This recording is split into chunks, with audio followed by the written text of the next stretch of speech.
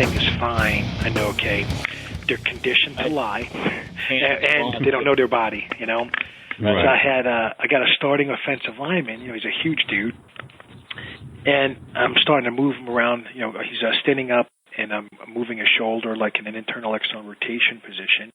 He's making all these faces like I cut into with a hacksaw, and I'm like, okay, dude, that's not normal. You should never have to make faces like that when you're just doing passive movements like this.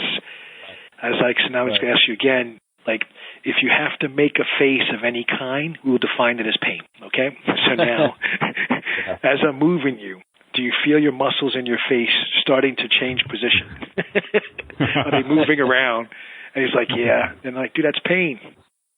And I think what happens sometimes, especially guys... Or you know, making old man noises. You see some people just get off the couch.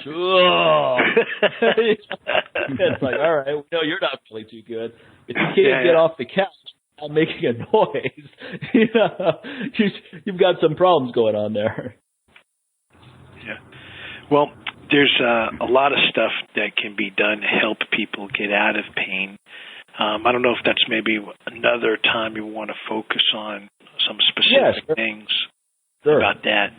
But the rule is basically one pain-free rep, and that rep, you know, would be appropriate. So let's just say if you took like a back squat, you know, years ago you always talk about, you hear full range of motion, and we would modify today, it's pain-free full range of motion, and that could be, you know, if you can only move 2 inches pain-free, clearly there's something wrong. You got to be able to move more than that, but it's a place to start, and then we would figure out what to do from there, and then we would bias. But I also think it's a mistake to follow all these what people feel are immutable laws of training, where someone says you got to do full squat, ass to the floor, otherwise it's worthless. And that person's 5'4", you know, with short legs, and then they're telling me someone 6 feet tall, long legs, how I should be squatting. It's like, look, man, not everyone has your body type. People often look at what they're good at, and then they're surprised that everyone else is not as good as they are. They're like, come on, this is easy. It's like, yeah, for you, because of different factors. Yeah, I'll tell you where I saw a lot of got a lot of insight was an advanced anatomy. It's advanced human anatomy course where we're dealing with cadavers, and what the instructor did that was very clever is he had different body types that so you could just see, like, as you're dissecting these cadavers, you could see there's differences in the bone sizes and the structure. Like, you know, when you think about it, you got a guy that's 5 feet and you got a guy that's 7 feet. They have the same number of vertebrae, right? But how's one guy's vertebrae got to be way, way bigger than the other guy's, right? Or like they have a femur. And I actually had one of my buddies was a shot putter when I was in college. And one day we had this anatomy class together, and I realized his humerus was bigger than my femur. Think about that. Like, no matter what I do, his bones alone are going to be heavier than me. You know? And these are the kinds of weird things that you realize. But what I saw was one of these advanced anatomy workshops is they showed you the angle that the different bones, let's say like your femur, goes into your acetabulum in your hip. So for some people, neutral, or let's just say like a healthy position might be their foot excessively rotated because that's the angle of orientation of their femur. And other people, based on the angle of orientation of femur, their feet perfectly straight forward would be a more healthier position, if you will, for foot placement. When's the last time you've seen a coach look at anyone's pelvis or see their hip angles or anything like that to figure out people should squat? So what tends to happen is people go into a movement pattern with an expectation of how it should be done without understanding, well, I got to modify this for my body. Yes, you know what I mean? Starting like, instead of just starting like, okay, let me see where they are right now and work backwards from there and then see where we end up. Instead of see where they are now and work backwards to get to where I want them to be. You know, what I see how it should be. You know, so. Right. Yeah, very interesting. So, what else do you guys want to finish talking about? Some of the other topics, or how are we doing on time? Well, we're doing pretty good on time. We don't want to keep you on all day, of course. We know you have things to do. But what about some of the breaking through training plateaus? So we can get into that too. Well, I'll tell. First thing I'll say is when athletes come in here, one thing that I think what happens is they hear about like crazy weights I lifted when I was competing, and so their expectation is like I'm going to teach them how to set a world record on the spot by like either modifying their technique or showing them, here's a secret how to bench press more that no one's ever told you before or something. Right. And then when we actually, get them here and start working with them, typically what I find is there's a high degree of threat. So they're walking around so tight, they're extremely overtrained. And so the last thing I want to do to anyone is say, all right, you're overtrained, so now I want to do even more to further overtrain you. So it's not a healthy approach. So what tends to happen is usually I wind up doing things like, all right, let me teach you how to relax. And they'll be like, oh, I know how to do that. I'm like, okay, well, show me because I want to see this with my own eyes because if you knew how to do it, you should already be doing it because it will help you. And then I want to just make the example that a tight animal can't move fast. Any animal that has a high degree of speed in nature, you just see they seem almost like they're falling apart, but when they have to move, they're like a lightning bolt, and they can move extremely fast, like a cat would be a good example. You may not even see muscles in the cat. Also, once it's ready to move, the muscles bulge out through its skin, and it looks shredded. But prior to that, when it was so relaxed, you didn't see anything sticking out. And so these are the kinds of things that help people, maybe conceptualize things better. So I usually I'll give you another analogy back to training. Paul Bosat's popularized a high tension approach, right, where you really tense up the body, squeeze every muscle before you lift the weight. And I found that is an okay strategy for someone who is brand new to training because they don't have the control yet. But if you want to move, you have to move past that technique mechanism if you want to excel. Because just like you said with the animals, when your body's really tight, you can't move a weight quickly. If you can't move a weight quickly, that's going to limit how much you can actually lift. Especially if you're doing repetition work, that tightness is going to dissipate your energy very quickly. Yeah, and it's just, I think what happens is we condition ourselves so that we're used to being tight because of the either speed of contraction, the load we're trying to lift, or something along those lines. Right. So that kind of mentally, it's like this is normal, as opposed to, feeling relaxed and supple, is normal. I like it may be cosmetic as well, like sitting in front of, people that train in front of a mirror, when you sit there and look all tight, it looks like your muscles are ready to go. You see your muscles, you see the stuff that's supposed to work, but if you look relaxed, you look like you're not ready. So it's exactly right. Psychology game. Yeah. You tighten up, the veins are popping out, you see all the definition. I'm ready, I'm amped. You're ready to go. I always say that what I'm working on with kettlebell presses, for example, is generating maximum power from a pretty relaxed state. So I'm using pretty heavy kettlebells and just generating power from a relaxed state, which allows me to not only move the weights faster from point A to point B, but you don't fatigue as quickly because you're not all tense up. I mean, how long can you sustain tension? No one's going to run a marathon the way you would run a sprint, and even sprinters are loose and relaxed, moving as fast as possible. They're not squeezing their fists and tightening up their legs and trying to run as fast as possible. Yeah, you're restricting oxygen, right? That right there is a problem. Restricting oxygen just to get to those muscles that need to fire up. Yeah. Exactly. When we used to watch, when I was in biomechanics lab years ago, we had a lot of high-speed video of all these, let's say, world record or Olympic sprint performances. So you're recording these guys at, 70 frames per second or more, some cases more. And what I was amazed at is now you're watching this thing, let's say, in slow motion, and see how relaxed their jaws were. It's just like floating all over them. It's bouncing around like a ball from left to right. And it didn't look like it was connected That's a to good the rest point. of their jaws. When you're an amateur, the first thing you do is clench down. And you make a face, right? You make a face. Yeah. I think a good rule of thumb that people, if they're going to pick up one thing from this episode, I think a good rule of thumb is your face says it all. When you're lifting a heavy weight, you shouldn't show tension in the face. If you have mastery, I mean, you're not going to be maybe as relaxed as a Buddhist monk, but you shouldn't be making that snarl face where your teeth look like they're about to explode out of your mouth. You know, shouldn't look constipated, man, like you're on a Preparation H commercial or something. But Thomas, when you deadlifted 900 pounds, obviously you can't be totally relaxed doing something like that. You have to brace against the weight and so forth. But was that something you consciously did before you lifted the weight, or was it an automatic reaction to lifting the weight that you tensed up as much as you needed to? Yeah, well, first let me say, some guys off the ground were way more explosive than I was. Like, I would watch guys rip. No doubt. They would rip 700 pounds off the ground like it was a toy. Yeah. I mean, maybe 400 pounds I could, but once it got heavier than that, like, right. in my mind, I'm moving as fast as I can, but to everybody else, it's like, that guy's slow, but the weight would still move. And one of the things... experience. That's my experience as well. If I do a maximum deadlift, I'm trying to move it as fast as possible, but anyone watching is not going to be like, oh, wow, look how fast he's moving that.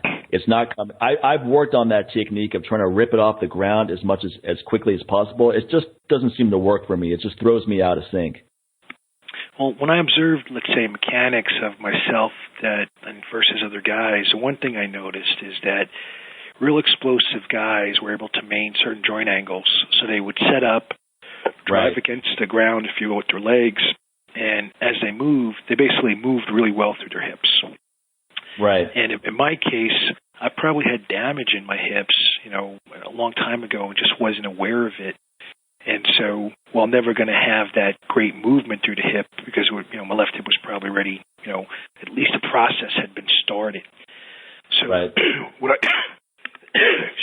I focused on was how to get in position and how to basically build up a high rate of tension or force before I started moving. And I felt like that got me to the point. So it wasn't like I was trying to stay in one spot, but essentially what I was trying to do was drive against the ground and pull against the bar without letting my hips kick up. And so what happened is it was a slower start, but when I started moving the bar, it kept moving. Like, I didn't get stuck where I was overextended. Once the bar passed my knees, let's say my shoulders are too far forward or something. Yeah, I call that acceleration versus explosion. Yeah, so basically, the bar is going faster. It may be slow out of this gate, but it starts moving faster as you get going from all of the power you're generating, as opposed to someone where it's more one gear where they explode, where the bar looks like it's bouncing to the knees and then they're pulling it to the lockout. Yeah.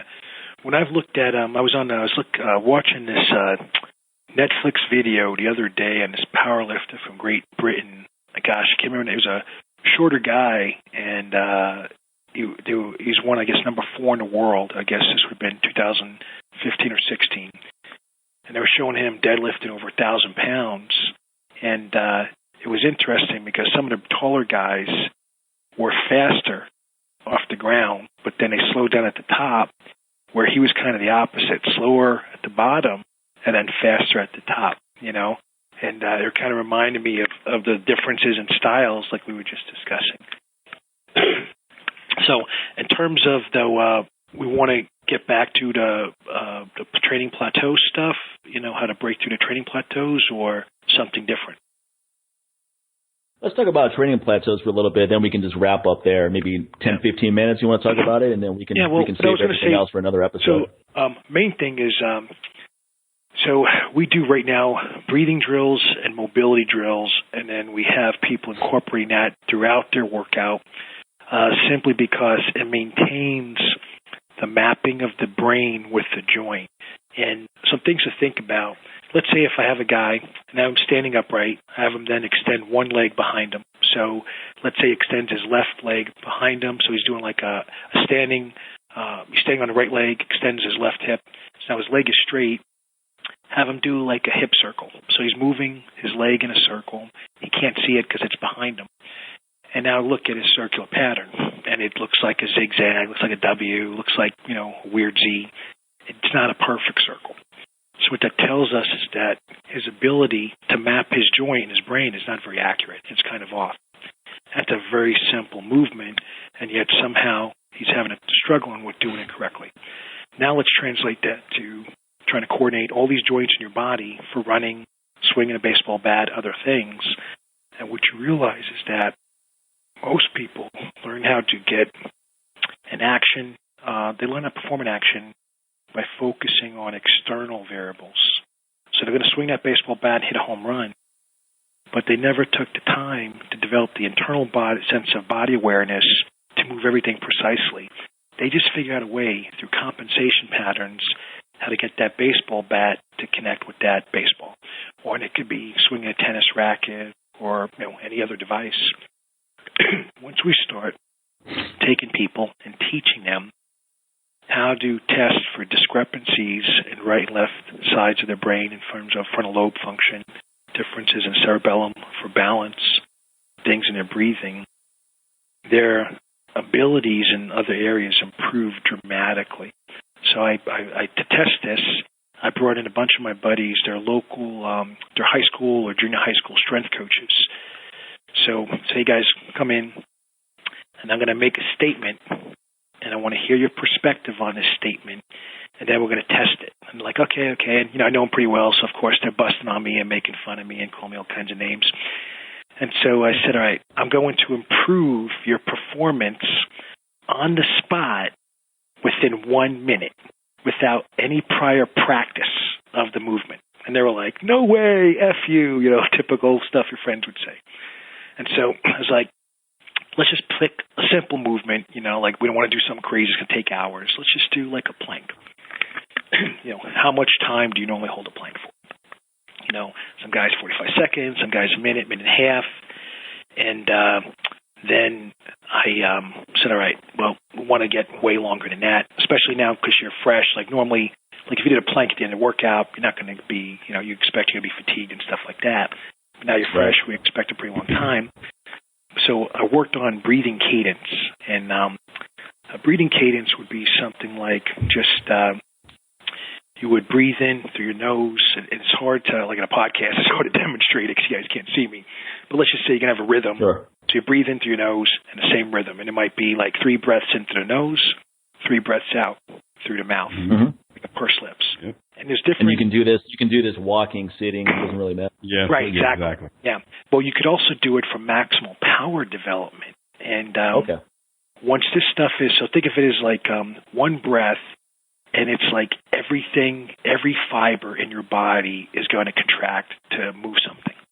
And so the idea is when you kind of start going down this path about looking at breathing, what you come to the realization is that most people are breathing based on a habit, not based on a tissue physiological need. So they do something, they breathe heavy. Their tissue already has enough oxygen. There is no reason for them to be breathing heavy, but they don't know what else to do, so that's why they do what they do. But then all of a sudden, when you start doing these breathing drills, people start setting all these records, like in these guys' cases, they're doing planks for over 3 minutes, and we're all laughing like little boys, like, what the hell, dude? What'd you do? They always bust on me, and I'm doing some voodoo on them.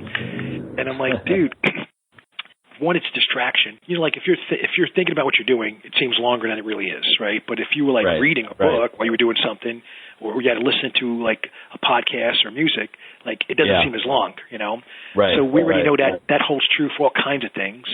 Yeah. But in this case here, by just giving you something to focus on, your mind is distracted from what's happening with the plank, but also it's easy for me to say, okay, 10 more of these breaths. And you're like 10, 9, 8. And so it's like an easy thing to do in that regard. So everybody there set records on their planks.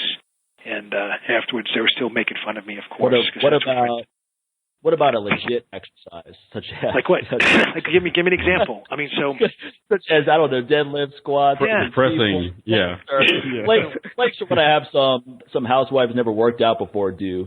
Planks is what you can do, dragon flags and hanging leg raises, windmills, and other more difficult core exercises. So exactly what you just asked or stated was what had this one athlete in, and I showed him this thing with planks, and like, how about a real movement? I was like, pick the movement. It's your call. It doesn't matter to me.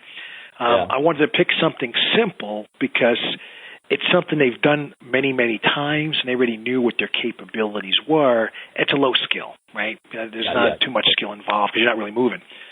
So I had someone do this with deadlifts, set a PR. I had someone do this with snatches. And in a case of like a max PR for deadlift or snatch, for one, the guy hasn't worked out in years. He ain't walking in and going to do it, So it's someone that's actually active. What I find what the breathing does is it helps them kind of get rid of tension in the body that actually interferes with the lifting mechanics. So I think in that regard, you do this right before you do the lift, because with the deadlifts, most, I imagine, do a holding breath technique at least until they hit past the sticking point. Yeah. So kind of think of it this way. So there's no right or wrong cadence or pattern, but when I think of like the deadlift, well, I guess I should distinguish a deadlift for like a single or maybe even a double. That's what I'm asking. Yeah, versus something like that's done for, let's say, 20 reps or something. Right. So the pattern I would have, for the purpose of a single, maximum weight for one rep. Yeah, so the pattern would be something like a breath in, and then you're kind of like, you're set up in position, a breath in, and it's like a pah, and it's an explosive breath out while you're exerting maximal force and pulling against the bar. And then you play around with it. And then some guys will say, I feel better if I do two like inhales, like they're basically snorting through the nose twice, so they get more air in your lungs, and then do an explosive, let's say, pow sound as they drive up.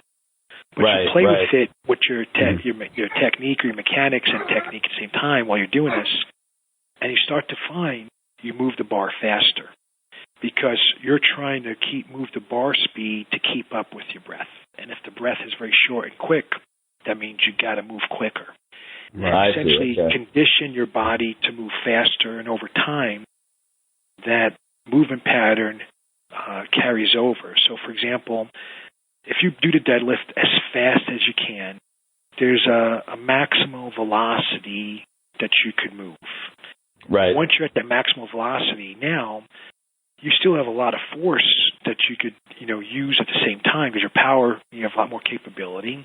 So you may find if you move like an unloaded barbell, say 45 pounds, you deadlift as fast as you can, that speed is, or that velocity is what it is. You may find you can do that same speed or velocity with 315 pounds. Right. So there the difference is the power at the end, with a heavier load is going to be, dramatically different. Well, as you start conditioning your nervous system, because I'm just picking numbers here.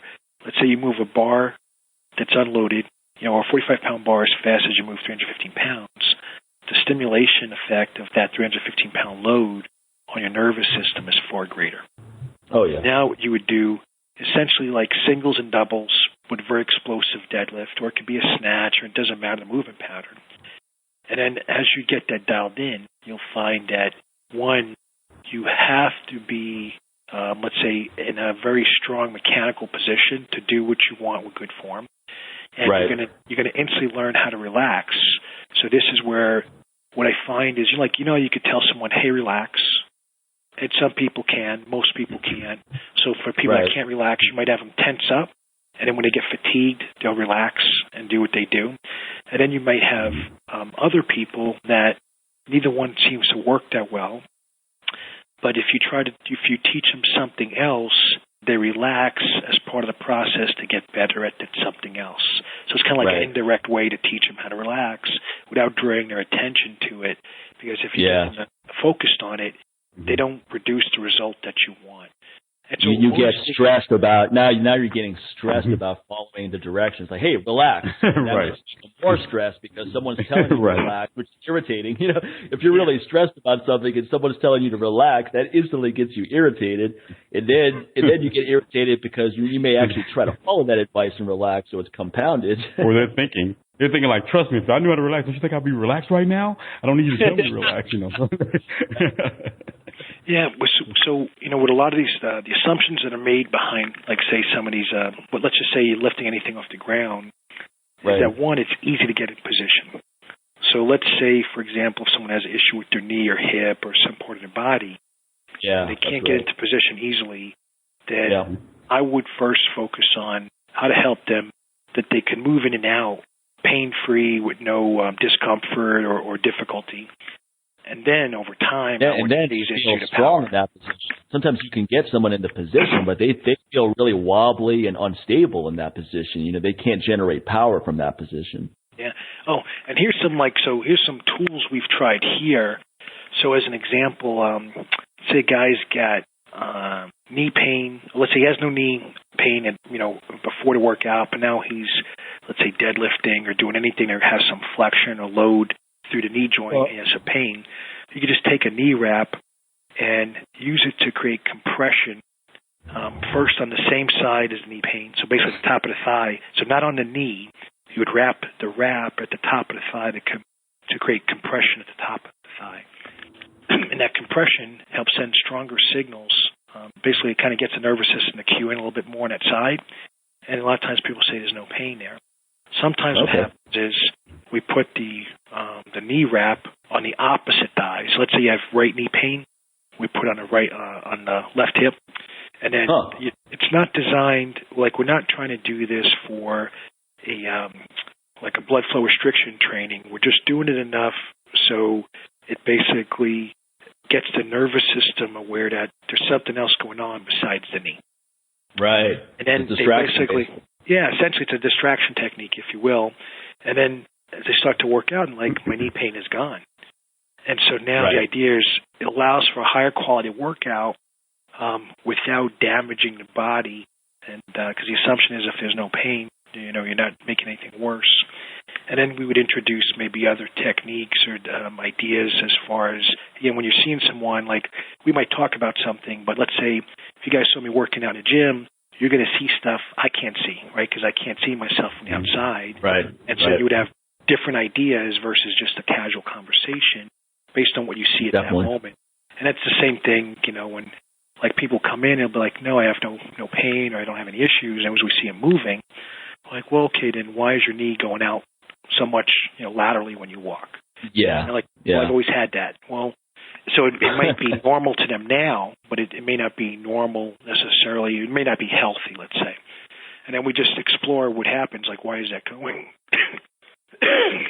Yeah, when an issue with your body becomes the new normal, that's when it's very difficult to correct because you don't even realize it's a problem now. It's become part of your everyday experience.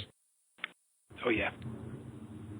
Yeah. So I think it's useful to film. That's why it's useful to film yourself doing various things as well. I mean, most people do it so they can post it on Facebook and get a bunch of likes. But the real reason that you to do it is to see what you look like. Because a lot of times I have an idea in my mind of what I look like when I do something. And then when I film it, sometimes it's accurate. A lot of times it's completely inaccurate. I'm like, whoa, it doesn't feel like that. Like what I see is like, oh, wow, I didn't realize I was doing that while I was lifting this weight. It's also helpful to know exactly what you're looking for when you film yourself, too. So if that's the case, film yourself and have someone who is qualified to find things to look at that film. Because a lot of times people film themselves like, well, look, it's okay. Look at it. Look what my hips are doing. Like, nah, man, that's your right hip. Look what your left hip is doing. Okay. Yeah. You just can't collectively put both hips into this category when that left hip is dropping down like that. And they're like, I didn't even know it was dropping. Yeah. It's also important to have an expert who doesn't have his or her own biases. Going back to before, where someone who's 5'4" saying do full body squats. Why can't you do full body squats? And he's talking to some guy who's 6'5", where even parallel is going to be a challenge.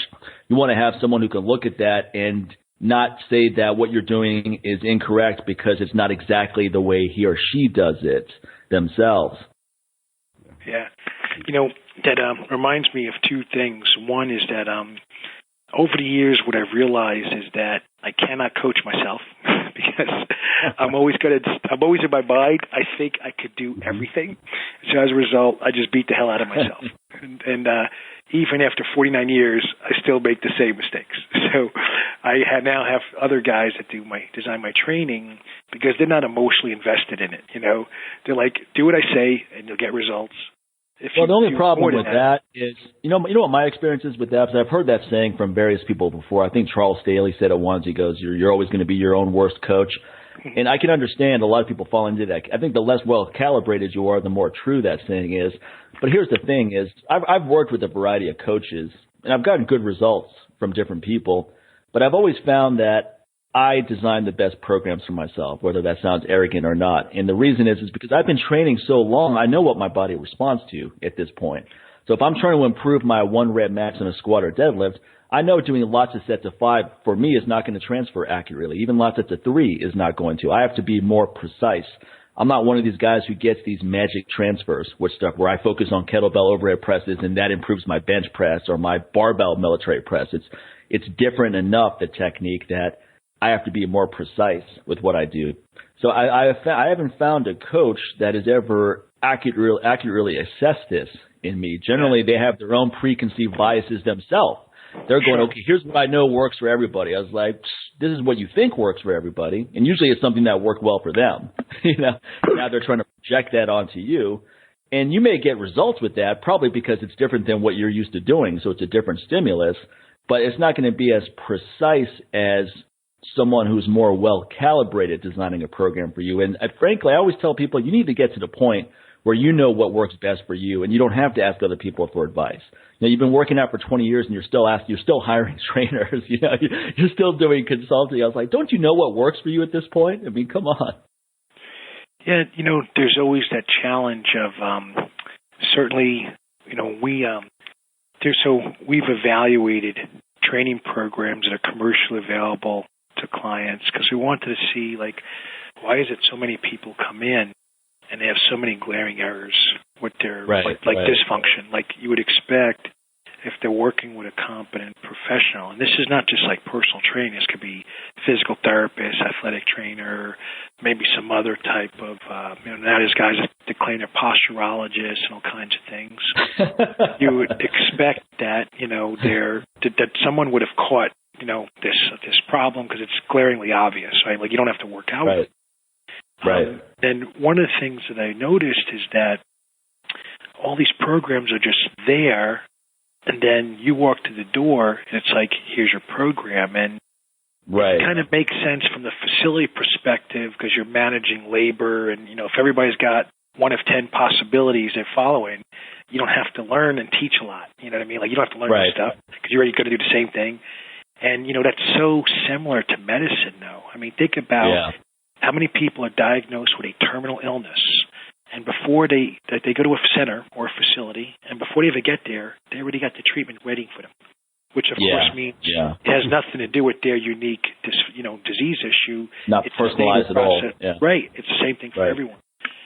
So there's certainly those challenges. Like when I looked at research, everyone has an inherent level of laziness, right? And especially people who have been doing something for a long time where they're not learning anything new. They're just repeating the same experience over and over again. So they feel like, okay, I know this topic. I don't need to research it anymore.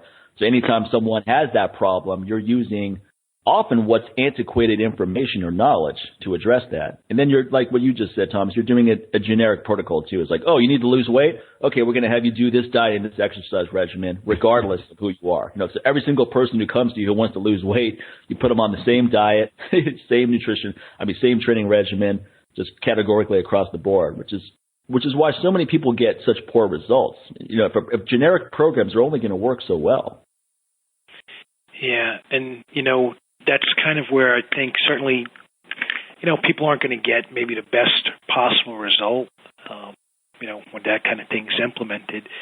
What I was getting at though, so let's say that would be one extreme, but the other extreme would be maybe where I would tend to fall into is where you don't know your own boundaries, I can't tell you how many times I would do, I like the feeling of lifting really heavy stuff.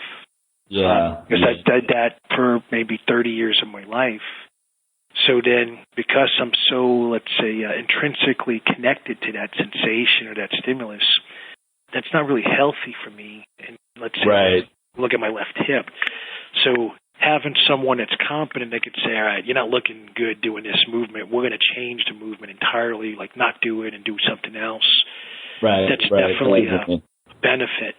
But where I was going at earlier about, using video recordings and stuff, one of the interesting things we found is that when people are recording themselves, there's almost like an aspect of them that's performing.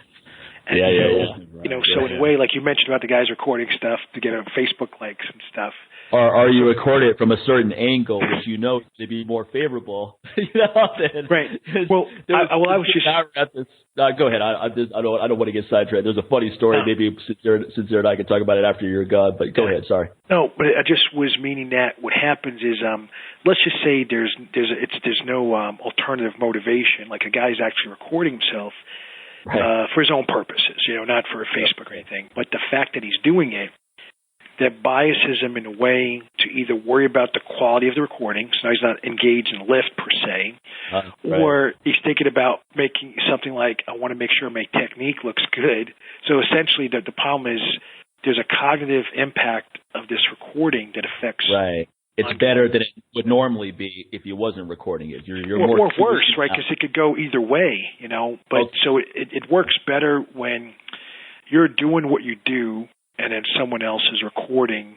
Like, not that you want people to spy on you, but but you don't want to be cognitively engaged, because there's definitely some altered movement patterns that can happen. Kind of like reality TV, right? It's like, I'm sure the cameras being there doesn't affect the way you act at all, Right. That's why it's especially, I think that the camera, these reality shows, they're coached to basically try to get a reaction out of them prior to recording. Amateur actors and actresses, essentially, is what's going on. Yeah. There was I went at this event and we encountered, let's just say, a lot of people from this reality show, and I was surprised at how quiet and let's just say, like average they seemed in real life compared to how they were on the show. And I was like, wow. And then they would tell me, they have like these prep meetings that kind of like they kind of get things going. So it'd be like, let's say you and I are going to be on the show, and they're telling you all the stuff I just said about you behind your back. Now they're telling me all the stuff you just said about me behind my back. So they're creating confrontation. They're creating artificial scenarios too, because if it were really reality, it would be boring as hell. Think about if someone just filmed you doing whatever you do in a normal day. That's going to be boring for anyone else to watch. Right. So now you have to create all these scenarios that are over the top that never happen. Like, you just happened to run into this person at the coffee shop, right? You just happened to be there as you walked in, Out of all the Starbucks in the world, she hasn't come into mine. Yeah, okay, right. Yeah. And you just happen to have a falling out with her recently. It's just something like these situations that never happen in the real world. So you have to force these circumstances. And then it seems like everyone is coached to act like an idiot. Like, that's the trend. Like, we want you to have this overreaction. We want you to be a fool. Like, the worse you act, the better it is for television. Oh, yeah, for sure. Well, so on the one of the things that I wanted to, I guess we're using the deadlift a lot. Let's just maybe kind of run with that. Okay. We do a lot of, so in neurology, a mirror joint for the lower back would be the neck. So basically, lumbar spine, mirror joint being the cervical spine.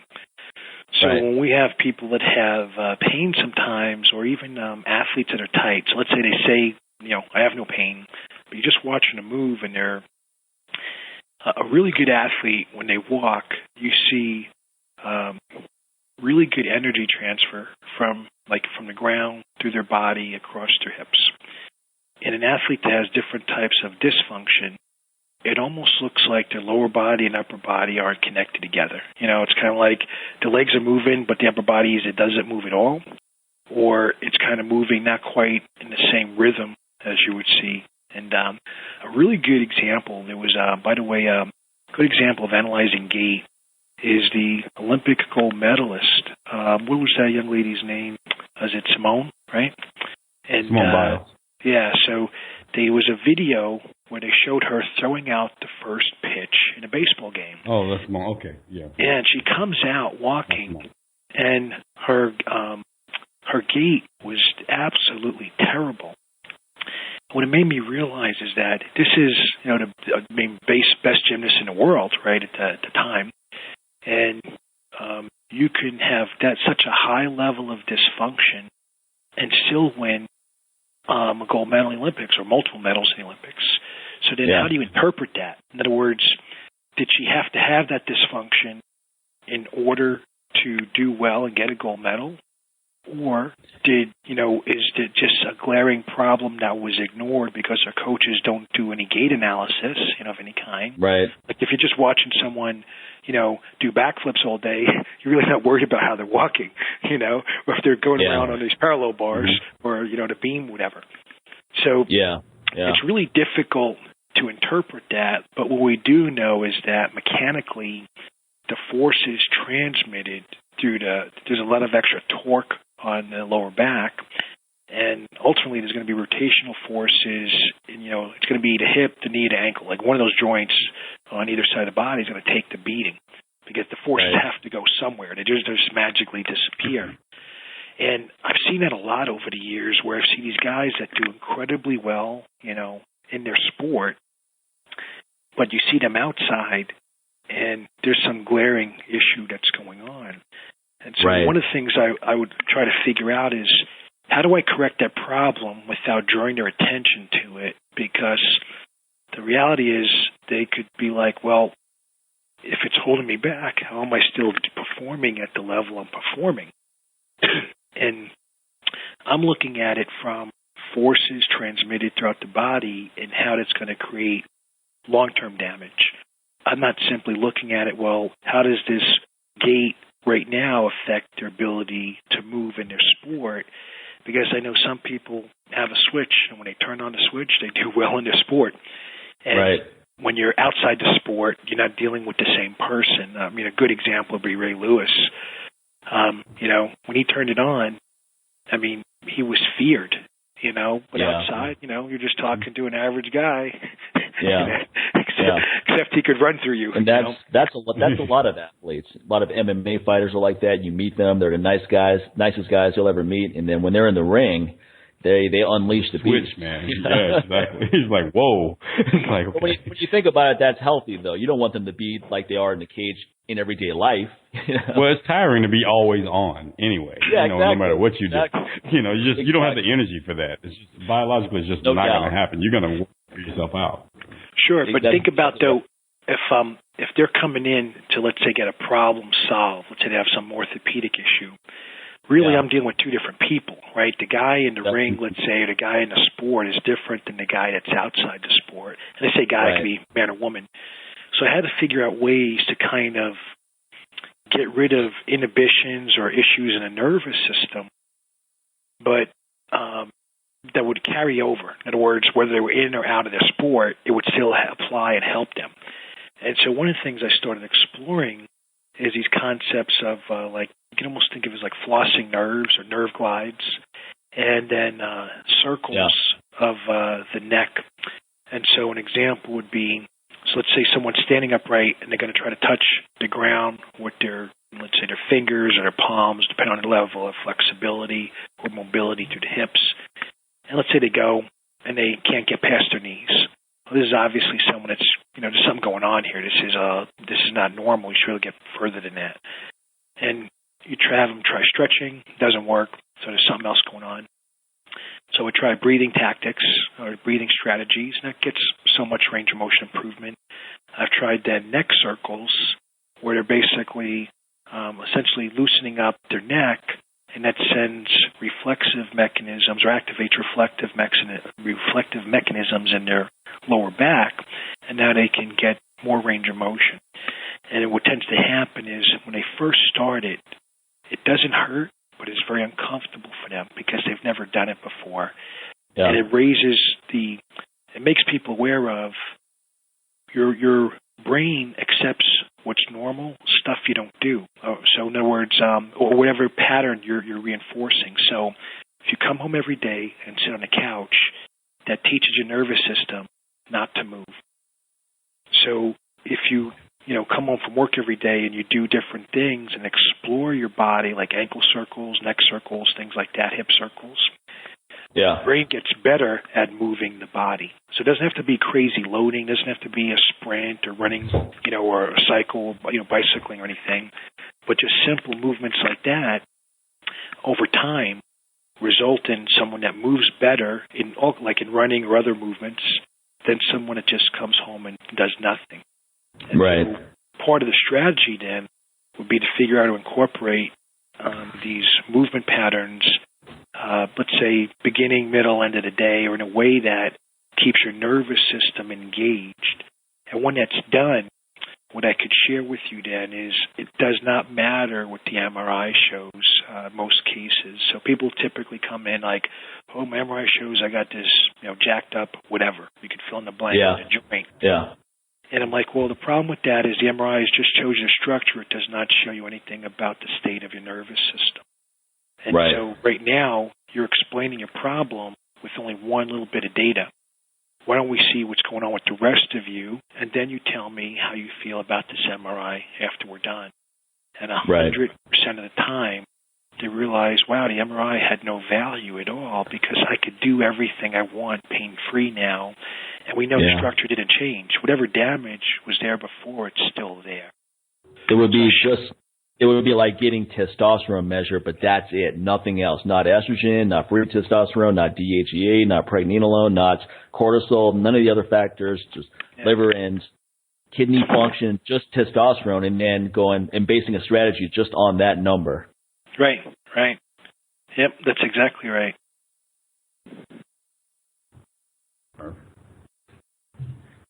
Well, so then from there, then, we could start looking at how to get more things involved in terms of systems in the body and stuff like that. One of the things we've been moving towards is more and more we focus on single side, like one arm training, one leg training, so one side at a time. Not, for example, so we moved away from a lot of two-legged or two-arm movement patterns. And simultaneously, we'll do things where, let's say, you might be doing like some sort of push, let's say almost like the equivalent of a cable or a band bench press motion, but you're standing. So you're kind of doing a chest press motion. And then with the opposite side of the body, the opposite hand might be doing a rowing motion, or it's got a heavy load that it's kind of pulling back on, like you're going to start a row, but you're not actually moving it.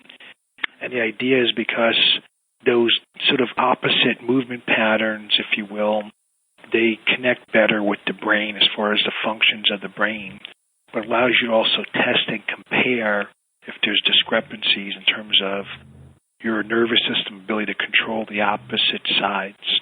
And as we go through this, we'll see huge discrepancies. Like, a guy could display huge ability for force on one side, and in the same movement performed on, let's say, right versus left, on the left side, he's maybe 50%. So that's a significant discrepancy. Like we would expect them to be within 5% or less. And so then we figure out is what's creating that discrepancy, and we bias their training where for maybe 2 to 3 weeks, they're doing whatever they need to do to address that weak link. So for an example, a guy might train left side only. And so traditionally the way people approach things, let's say we'll pick like a bench press or a deadlift as a reference movement patterns. They'll, bench with both arms, like a barbell bench press, or deadlift with a barbell, with the expectation that by doing this cycle, progressive loading of some pattern, they're going to get stronger at the end. But the assumption is that both sides of the body are being controlled the same way by the opposite sides of the brain. There's no imbalance, if you will. When we find that there is an imbalance and address an imbalance, that same person comes back and he's way stronger than ever before, which means is he's had that imbalance for most of his life or a good portion of his life and no one ever uncovered it. So examples would be like little kids running around hit their heads. Now they got something going on, but you can't see that from the outside. It's not that glaringly obvious. So when they're benching, the bar straight, there's nothing that appears out of normal. So no one's going to say, oh, you need to do more work for left frontal lobe or right cerebellum. No one's going to say that because there's nothing they've done to specifically find that. So now when they come in and we tease that stuff out, kind of comes up with a very weird training regimen, if you will. And then, but 2 or 3 weeks later, now same guy is benching or squatting or deadlifting more than he ever has in his life. And they're like, how the heck did you know this stuff? And it's like, actually, I didn't. I learned it from other guys, and then I just brought that here. And, we just keep learning stuff from other places and, expanding on what we're doing. So, but it's so the point is, sometimes the fastest way to your goal is not the linear way, which is like I'm benching and I'm every week going to add weight. Like some people, they actually may be faster by not benching at all and doing one side only. Yeah. But, you would have to know that, and then you would know if that makes sense to do it or not. Yes, that's very sophisticated information. Yeah, well, it's very interesting information as well. I mean, I can see how all of this would be beneficial. This is going to take a very motivated person to go down this road. Right. Oh, yeah. I hear stuff like this. It sounds great. I was like, you know what? I could get a lot out of this. The average person is going to hear this and say, that sounds like a lot of work. I'm just going to do nothing. Yeah. Well, you raise a good point, though. So, think about, from the time you could remember, planning a strategy of any kind to, say, now.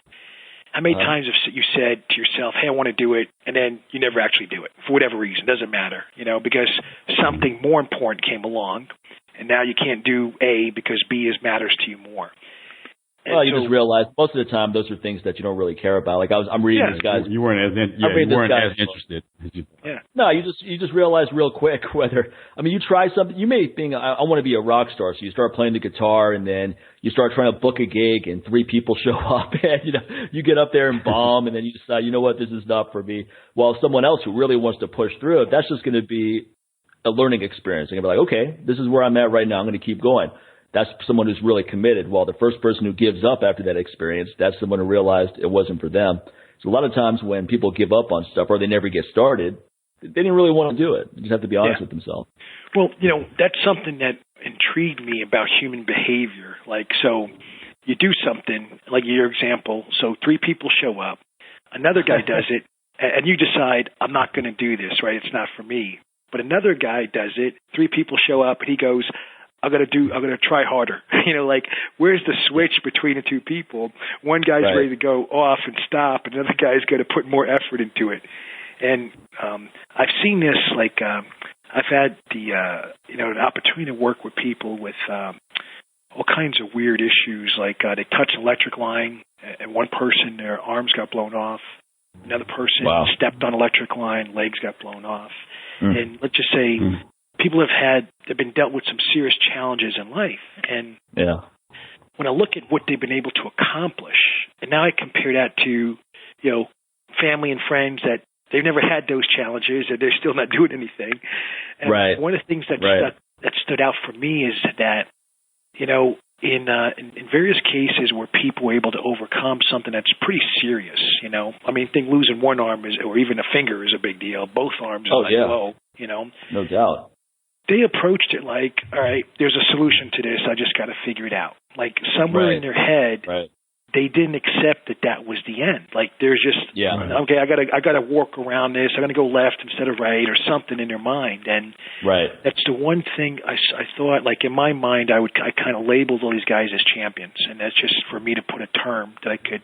Well, I think successful people all have one thing in common. They're very good problem solvers. Oh, yeah, for sure. That's you do it, whether it's designing a program or building a business, you're solving problems.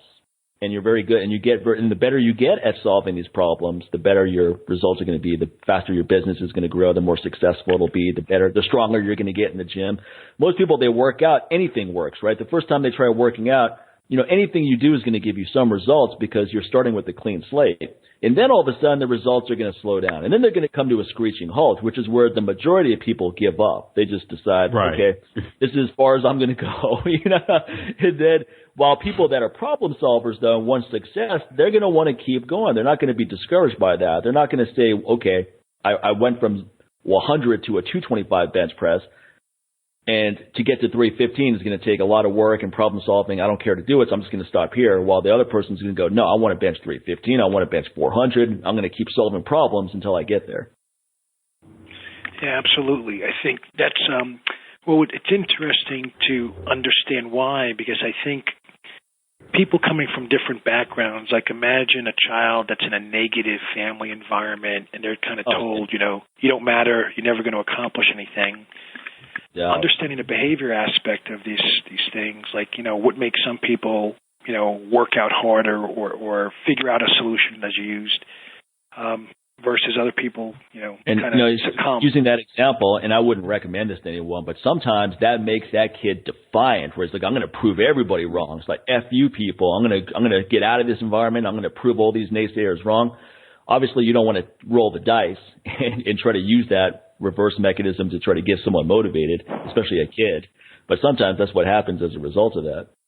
Sure, absolutely. Yeah, which is, I mean, you hear stories of athletes that have, you know, talked about where they came from and how that actually helped them to get to where they are now, because, you know, that's similar, you know, reasons you explained. Well, sometimes when I'm working out, right, I play little games with myself, or I'm about to do a max, and I start making people around me the enemy, even though they probably aren't. You know, it's just all in my head, but it's useful for what I'm about to do. So I go, okay, I'm going to max this right now, and then I just visualize people around me watching and just waiting for me to fail so they could be like, haha, that guy couldn't pull it off, right? You know? And then I just use that as fire. Like, I'm going to lift this. I don't care what happens. I don't care if this bar breaks my back in half. Once I grab that bar, I'm not putting it down until I lock it out. And then you kind of look around with this satisfaction. You have like this scowl on your face, like, F you guys, even though no one around was probably hoping for you to fail. It's all in your head. But be that as it may, the results are still the same. It gave you a little extra angst to pull off what you were trying to do. Mm-hmm. Are you guys familiar at all with Dr. Fogg? He's the behavioral scientist from Stanford. Are you familiar with any of his behavior models or anything like that?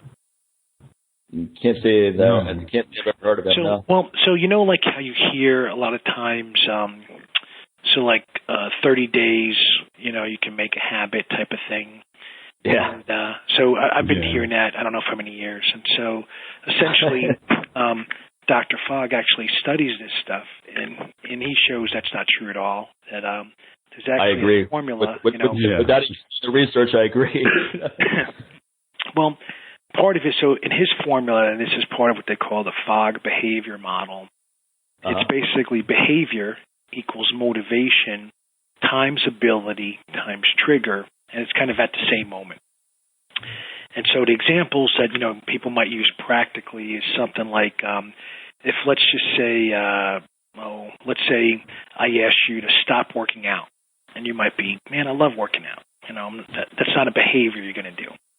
But what if now your wife had a major illness, and now you got to stay home to take care of her?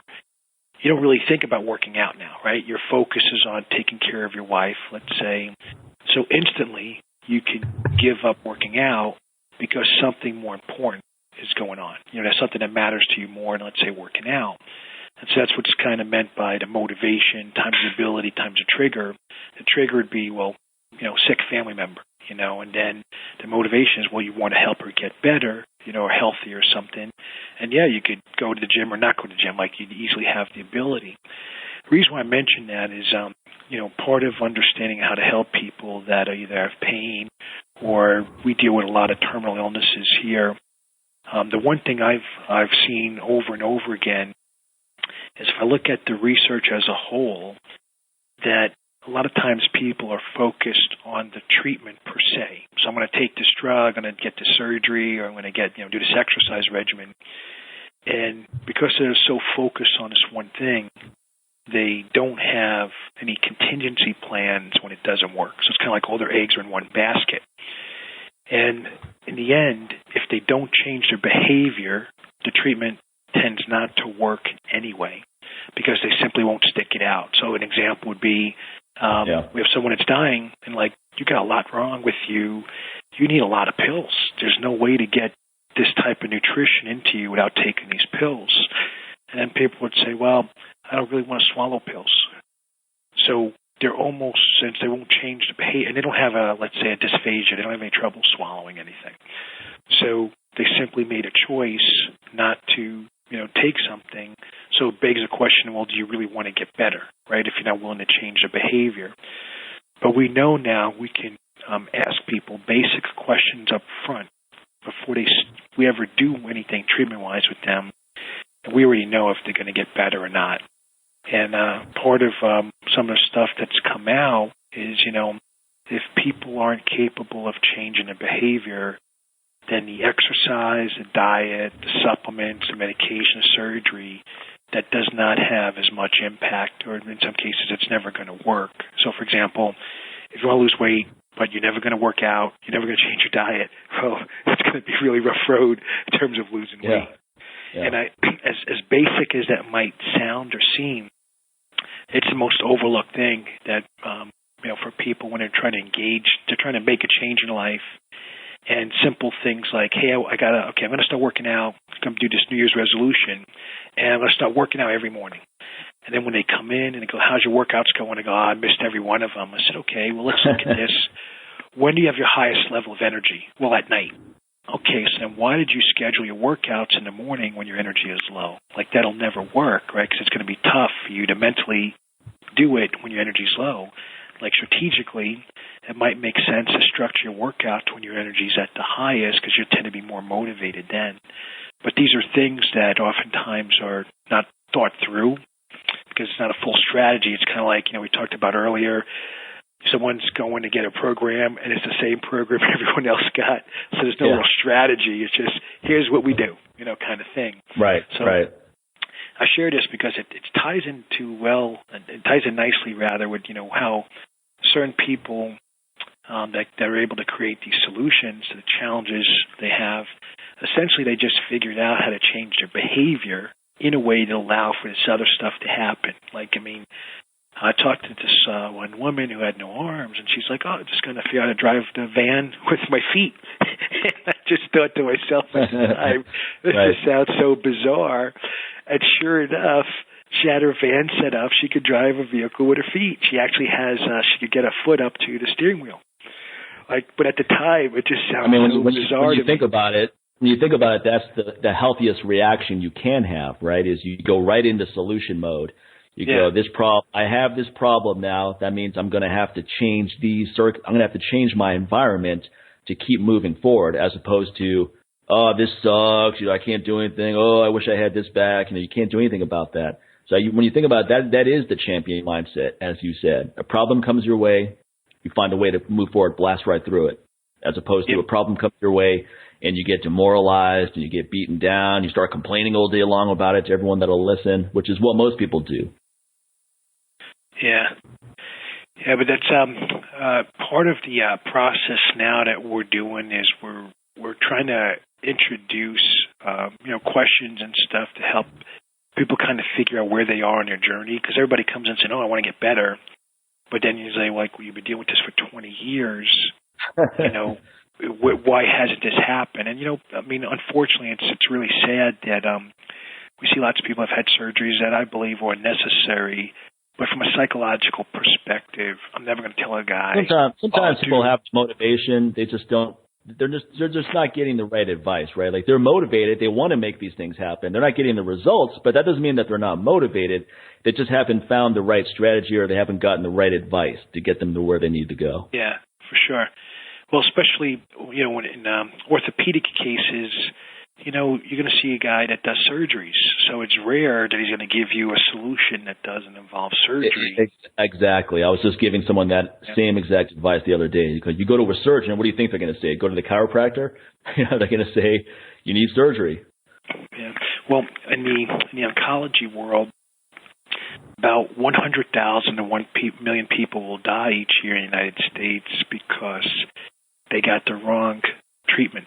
So it's not that there wasn't a solution, but, they got a diagnosis like breast cancer. They go into a center, and the center is going to do whatever they do. There never was the approach to figure out what that person needs on an individual basis. And this is, it's well documented, like New England Journal of Medicine and some other prestigious medical journals have drawn attention to this disconnect. Like, why aren't people getting the right treatments that they need? Because they're available. It's not like no one's heard of it before, no one knows how to do it. It's like right there, but yet the guy got the wrong drug or something.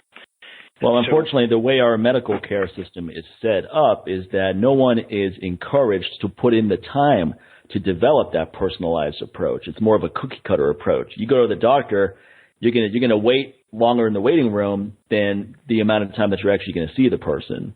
So you may be out there for an hour waiting to get in. You get in and it's 5 minutes. It's a quick glance at your blood work and a couple pills and you're out the door. Next person comes in. So that's the problem there. I always say, like, if I ever came down with cancer, I would go to the best person available who has a very comprehensive, not just a comprehensive knowledge base, but someone who is on all the cutting edge of what's out there, what's available, rather than just doing the status quo mechanisms. I would never just go to the hospital and have some generic approach. Yeah, there's so along those lines, the standard of care. So there's like major medical journals that publish, what to do once someone's diagnosed with like a stage 4 cancer or they're put on hospice, things like that. And the standard of care many times is to make the patient comfortable. It's not to treat the patient or help them beat this disease or like this terminal cancer. Right. So a lot of times people are shocked when they go to a hospital and the family member's like, why isn't anyone doing anything? And all they're doing is like a morphine drip and nothing else. Right. It's because the legal medical standard, if you will, is make them comfortable. It's not try to figure out how to kill off the cancer cells. And so for most people, going into the hospital is maybe not the best approach. It's really going to be where they go to die. But yeah, exactly. It's not what they're told on the front end, right? It's a hospice situation. Yeah.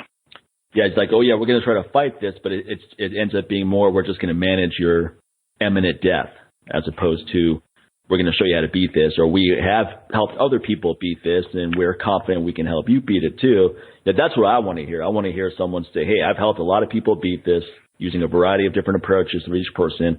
We're going to help you beat it too, as opposed to, we never really have much success, but this is all we know, so we're going to put you on the same protocol.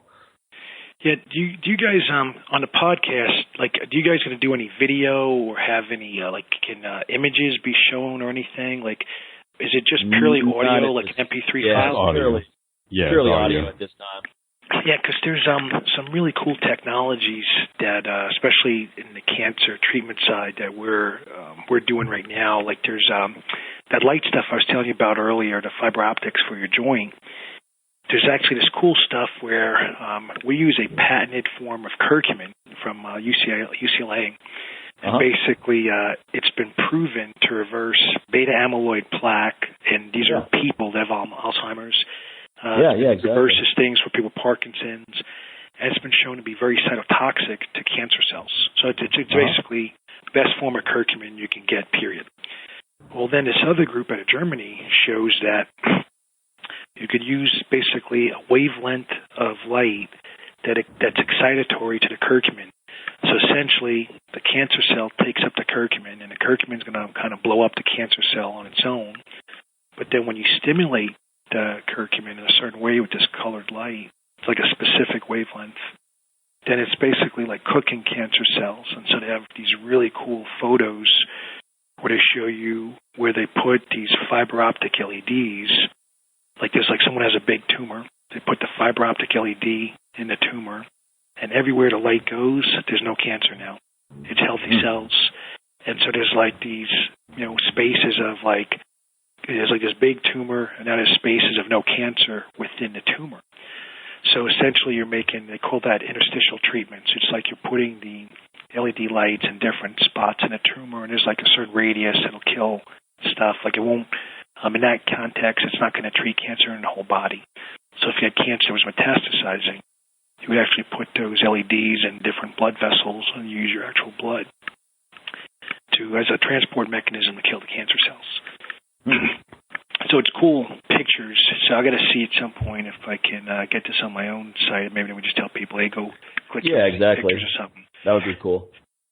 Well, it's one of those things that, I was going to say, it's one of these things like there's so much stuff that is available right now to help people, and every single major oncology center is not doing it.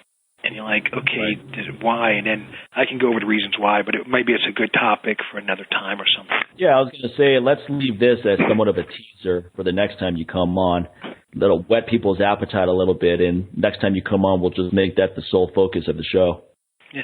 So do you guys get questions from people after a podcast? Like what normally happens? So you run this thing, and then what happens? We do, but those are ignored and deleted generally. Okay. All right. So are they just like the guys being knuckleheads, or are they just like guys? We get some good questions. I mean, but if someone emails me and asks about you, I direct them to you. I'm not going to answer. Yeah, exactly. They need to go ask you. Yeah, sure. And then I want them to hire you for your consulting services too. And not getting any more free information. You got 2.5 hours worth on this episode.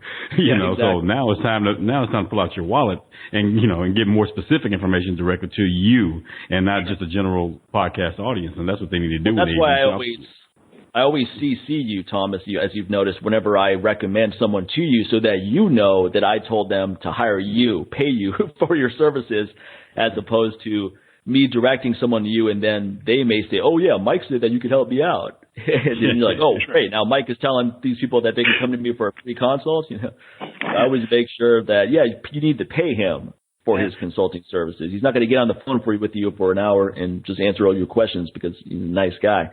So we get questions. We get a fair amount of questions, but if it's something directed towards me, I answer. If it's something that's directed towards the guest, I refer them on to the guest. Well, where I was going with that is, one, I appreciate you guys referring people to me, but what I was thinking about is let's just say if I were to talk about breast cancer and there's no women with breast cancer listening, that's not going to have a big impact. But someone in their life has breast cancer, though, right? Trust me, 9 times out of 10, they're going to know a woman that's probably been affected by breast cancer. It's like, hey, absolutely. Well, so especially considering, breast cancer has gone up over the years. Right now, it's the number one cancer, right? Exactly. But what I was thinking of, any cancer you talk about is going to be relevant to someone. Yeah, okay. Even if it's not relevant today, it may be relevant at some point. So pancreatic cancer, prostate cancer, whatever it is, it's all useful information. Okay. So I was thinking that if there was something. Well, just that if there was, let's say if you had someone either, like one of you guys has a family member or friend has a specific cancer, I would just then kind of share some stuff specifically for that. So it's a little bit more, let's say, focused, if you will, because as you might imagine, it's a really broad topic. Oh, yeah. Why don't you pick one or two that maybe one or two cases you've dealt with? You don't have to give the name, of course, of whoever you've helped, but maybe someone came to you with pancreatic cancer, which is one of the most aggressive ones that people often say you're not going to come back from. So if you have an example of working with someone with pancreatic cancer and what you did to help that individual, or breast cancer, prostate cancer, we can kind of leave it up to you to maybe bring up case studies of people you've worked with and how you help them overcome it. Oh, yeah, absolutely. That'd be pretty cool, I think, because I think just one, the successful outcomes we have are amazing. Yeah. That's inspiring. But two, it's fun because, this past Christmas, we got a call from a family where, imagine it's going to be Christmas time, and you get this news that you're going to die. You get this terminal illness that isn't responding to treatment. And, as you might imagine, it's pretty stressful for a family when their younger daughter gets this diagnosis. No doubt. And, we were able to show them, hey, it's not the end of the world. And we actually created a treatment protocol where the family could treat the daughter at home.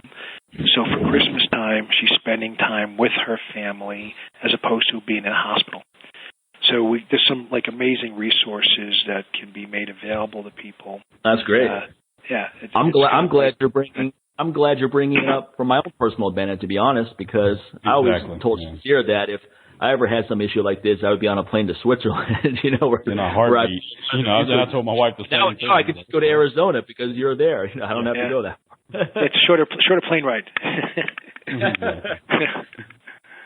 All right, guys. Well, it was as always, it's a lot of fun talk with you guys. I hope that people listening got some value out of this information. So much good information. I mean, no show delivers this kind of detailed information like what you're delivering. So it's great to have guests on like you. And where can people find out more about you? Your website? Are you on social media? So right now, what I would tell people is if they go to our new site is called Causenta.com, and that's spelled Causenta. And essentially, I don't know if you guys knew this, I got like 600 websites, and the problem we ran into is that it was too much information and it was confusing people. So it was kind of like you want to find something and you're lost. Like, okay, where is this guy really at? So it almost looks like it's not real, if you will, because there's so much out there. So we started trying to make it it's kind of like one doorway to make it really easy for people to get exactly what they need, where they don't have to try to, surf the entire web and Google a million times just to find something. So the site is up. It's far from perfect. There's still some messaging issues, and there's still some links that maybe are broken. But that's where people can kind of get started on the process. Our phone number is there. They can contact us. We can get taken care of. And then essentially we can advise them from there. So I would, we offer a free consult to everyone. So essentially they could schedule a call, get started. They pay nothing at all. And the reason is I'm extremely confident in what we're capable of doing to help people. And right up front, just quite honestly, people have, not every facility is the right fit for every person. So, for example, if someone needs to fly in and they can't travel, we're probably not going to be able to help them, right, because we need them to come here. But in other cases, if someone just has, some basic needs, he just wants help with something, we could easily consult with them over the phone. But, my personal focus is I'm very driven to the intellectual challenge of helping people that that other facilities have said they cannot be helped. So I like that, that aspect of helping people with things that, let's say, the incurable, if you will, or the people that, medicine says there's nothing that can be done. And I like proving, everyone else wrong. I find that very rewarding. Yeah, well, that's a good quality to have in someone that's providing the services that you're providing. That's certainly what I would look for. So that's great. Yeah, we'll make sure to refer people your way. Thanks a lot for coming in. We'll schedule you to come back another time when it's convenient for you to focus on that cancer topic and get into some of the case studies, successful cases you have to share. So I think that'll be really interesting. Oh, yeah. All right, guys. Well, thank you so much again, and you guys have a wonderful day. You too. Thank you very much. All right, take bye-bye. Care. That was a great episode. Thomas, he delivers so much high-quality information. I always have to go back and re-listen to every time he's on myself because there's just so much depth there. Yeah, man. So make sure to support him and make sure to support us. Use that coupon code, LLA. Go get 10% off all the products at aggressivestrength.com or MikeMahler.com and, NewWarriorTraining.com on your site. Yeah. Exactly. And then sign up for Patreon. You know what? We have thousands of people that listen to the free episodes. And then we have 115 listening to the premium episodes, and that needs to change. Otherwise, we can change by just not doing the show at all. If that's the kind of response we're going to get, if basically saying, we don't care to support the show, guys. We just want the free info, and we don't want to do jack in return. So if that's the message, then fine. We'll just do nothing in return as well to return the favor. How about that? Other than that. Hey, man, you just got about damn near 3 hours of good information. So it's the least you could do. On that note, I'm done. I'm done. On multiple fronts. All right. Take care, everyone. Bye. We're good. Peace.